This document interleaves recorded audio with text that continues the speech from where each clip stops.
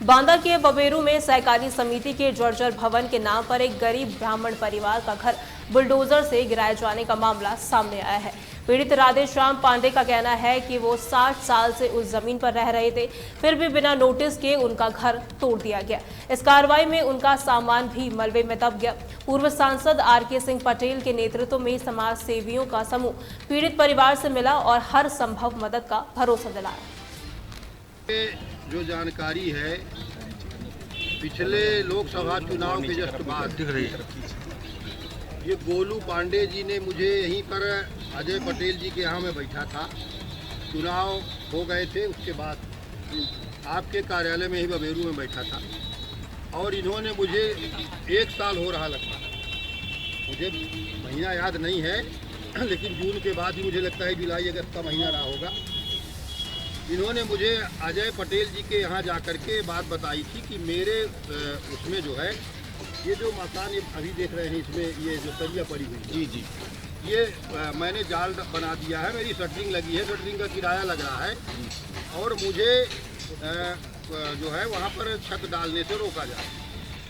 तो मैंने उस समय तत्कालीन एसडीएम से बात किया था, आपके सामने बैठे और कहा था कि भाई ये मकान उनका पीछे से मकान बना है और उनका खुद का पुश्तैनी पुराना मकान है, उसके आगे मकान अपना उसी की दीवार पे रख करके बना रहा है।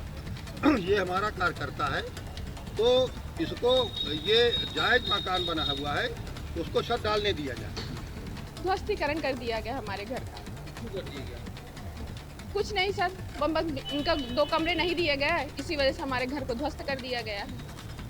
हम लोग ऊपर लगाए जा रहे हैं, भाई ऐसे गरीब सबको बनाए भगवान, ऐसा गरीब ब्राह्मण सबको बनाए। तो भगवान अगर गरीब ब्राह्मण बना रहे हैं तो उनको इस तरह करेंगे, आप रोड पे लाके खड़ा करेंगे, भले ही आपके पास कुर्सी है, भले ही आप बैठे विधायक बने। शामली में पानीपत खटीमा हाईवे पर कस्बा बनत के पास एक तेज रफ्तार स्विफ्ट डिजायर कार ने हरियाणा से हरिद्वार जा रहे 8 कांवड़ियों को टक्कर मार दी। सभी कांवड़िए घायल हो गए, जिनमें से 3 की गंभीर हालत होने पर उन्हें हायर सेंटर रेफर किया गया। बाकी का इलाज जिला अस्पताल में चल रहा है। पुलिस ने कार चालक को गिरफ्तार कर लिया है। हरिद्वार जा रहे थे और आगे से रोंग साइड से कोई कार आ रही थी, उसने ड्रिंक कर रखी थी या नहीं कर रखी थी, तो हम मौके पे नहीं थे। पर जैसे ही वो एकदम से रोड पे गाड़ी आई है, तो 5-6 बाइकें हमारी उस गाड़ी से टकराई है। अच्छा। और 7-8 बच्चों को चोट लगी है ज़्यादा। शामली से मुजफ्फरनगर की तरफ जा रहे थे कुछ लड़के, उधर से एक स्विफ्ट डिजायर आ रही थी। स्विफ्ट डिजायर को बचाने के चक्कर में इनमें आपस में टकराहट हो गई। इसमें 7-8 लड़के थे, 4 मोटरसाइकिलों से उनको चोट लगी है। जिला अस्पताल में हम लोगों ने उसका इलाज करवाया है। ये बेहतर इलाज के लिए हायर सेंटर पर रिफर किया जा रहा है।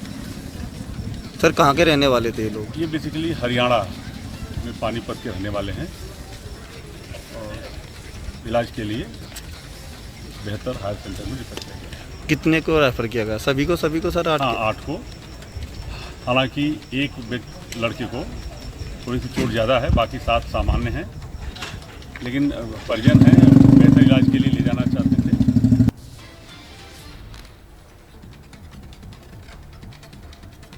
जौनपुर कोतवाली थाना क्षेत्र के बलोच टोला में एक प्रेमी ने अपने विधवा प्रेमिका की चाकू मारकर हत्या कर दी। दोनों के बीच अक्सर विवाद होता था। सोमवार रात विवाद बढ़ने पर प्रेमी ने चाकू से हमला किया, जिससे महिला की मौके पर मौत हो गई।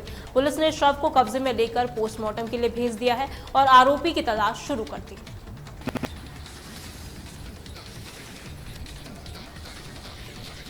एटा की जलेसर तहसील के टिमरिया पंचायत के नगला गडरिया में मुख्य सड़क पर जलभराव के कारण तालाब जैसी स्थिति बन गई है। गंदे पानी में ग्रामीण, गर्भवती महिलाएं और स्कूली बच्चे निकलने को मजबूर हैं।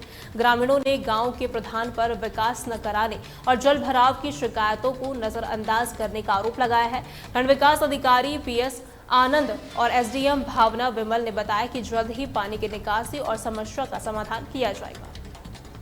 जल भराव की पानी की समस्या है, 5 साल हो गई तब से समस्या है। मैं रोड पर स्कूल की बस उसने पलटने से बची गई, एक ऑटो कल कबाड़े वाला ट्री वाला पलटे को वगैरह करी है। तहसील में भी किया 1-2 बार, लेकिन इसका कोई समाधान नहीं हुआ। बड़ी परेशानी है, गैर लेकर आते हुए पानी पत्ता में कहूँ ना जा तो बाबा थानों को पानी चढ़ाइए ना जा पाओ तो जन सोले ना पत्ते के काय वो पानी की पानी भर रहा 2 साल से और बच्चे ने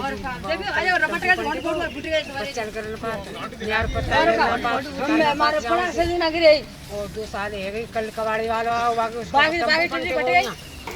कि मैं मेला लेकर जाती हूँ तो मोटरसाइकिल पर लेकर गई तो मेला भी गिरी, उसका पति भी गिरा और मैं भी इस कीचड़ में गिर गई। अब मैं कैसी ऐसी गर्भवती महिला परेशान है, उसे कैसे जले से तक पहुँचाऊँ, क्योंकि मेरे गांव की जेल इतनी खराब है। व्यवस्था ना है और देखो रपट रहा है हमारे हाथ पाए घोटू देखो सबरे फुट गए बांध दे क्या करे, हम बहुत परेशान हैं। फतेहपुर में कोटेदार संघ के जिला पूर्ति कार्यालय का घेराव कर प्रदर्शन किया। उनकी मांग है कि 6 महीने का बकाया पैसा जल्द दिया जाए और न्यूनतम वेतन 20,000 रुपये या 200 रुपये प्रति क्विंटल कमीशन किया जाए। कोटेदारों ने ठेकेदारों पर गीला गेहूं देने का भी आरोप लगाया है, जिससे वजन कम हो जाता है। मांगे न मांगे जाने पर 18 जुलाई को लखनऊ में जवाहर भवन घेरने की चेतावनी भी दी गई है। तो ये तस्वीरें आप देख सकते हैं, फतेहपुर की ये पूरी तस्वीरें हैं जहां पर कोटेदारों का प्रदर्शन लगातार जारी है। उनकी मांग पूरी न होने पर उन्होंने लखनऊ घेराव की चेतावनी भी दी है। तो ये तस्वीरें आप देख सकते हैं जहां पर फतेहपुर में कोटेदार संघ ने जिला पूर्ति कार्यालय का घेराव और प्रदर्शन भी किया है। उन्होंने अपनी मांग रखी है। उनकी मांग है कि 6 महीने का बकाया पैसा जल्द दिया जाए और न्यूनतम वेतन 20,000 रुपये या 200 रुपये प्रति क्विंटल कमीशन किया जाए।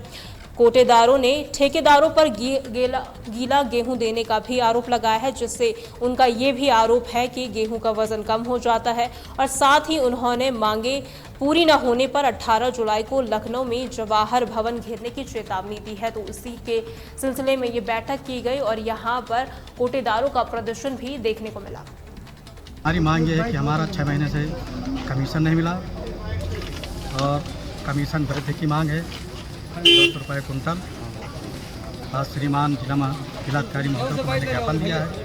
इसी के क्रम में जिला पूर्ति अधिकारी को दिया, मांग रखा और 18 तारीख को खाद्य आयुक्त लखनऊ में भी धरना प्रदर्शन है जोरदारी से। सभी राशन दुकान प्रदेश भर का दुकानदार लखनऊ पहुंचेगा। तो अपनी मांग ये है, माह फरवरी से आज तक कमीशन नहीं दिया गया है, जो कि प्रत्येक माह काम दिया जाता है, अन्य भी प्रकार काम लिए जाते हैं, कोई उसका वो नहीं सुविधा नहीं दी जाती है।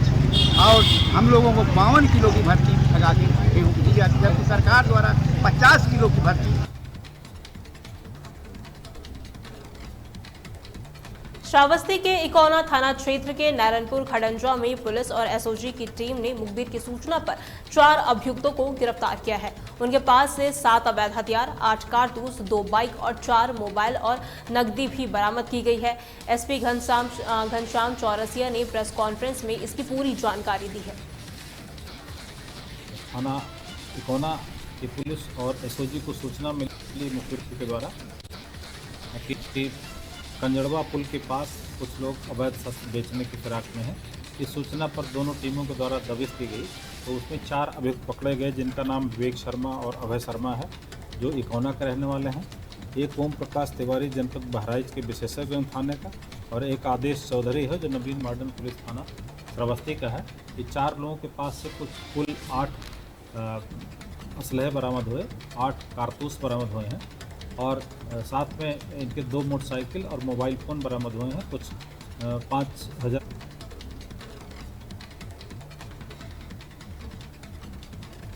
लखनऊ में स्कूलों के विलय के खिलाफ अपना दल कमीरावादी के अध्यक्ष पल्लवी पटेल और कार्यकर्ताओं ने नवोल्टी चौराहे पर प्रदर्शन किया। पुलिस ने बैरिकेडिंग लगाकर उन्हें विधानसभा जाने से रोका, जिसके बाद पुलिस और कार्यकर्ताओं में नोकझोंक भी हुई। पल्लवी पटेल ने सरकार पर तानाशाही का आरोप लगाते हुए कहा कि 27,786 परिषदीय स्कूलों को बंद कराना शिक्षा के अधिकार के खिलाफ है। ये गरीब बच्चों को शिक्षा से वंचित करेगा।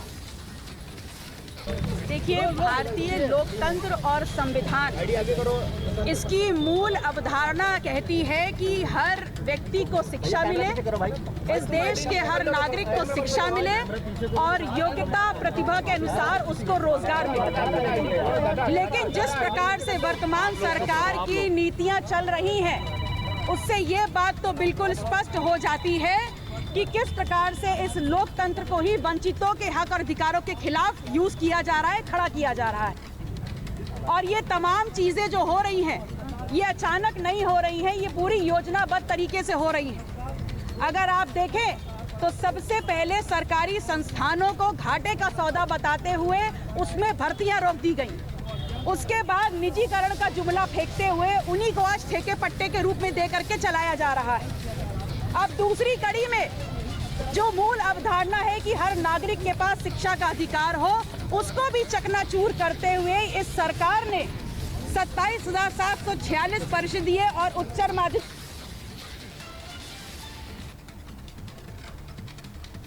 उत्तर प्रदेश की खबरों में फिलहाल के लिए इतना ही। खबरों के लिए बने रहें तहलका डिजिटल के साथ।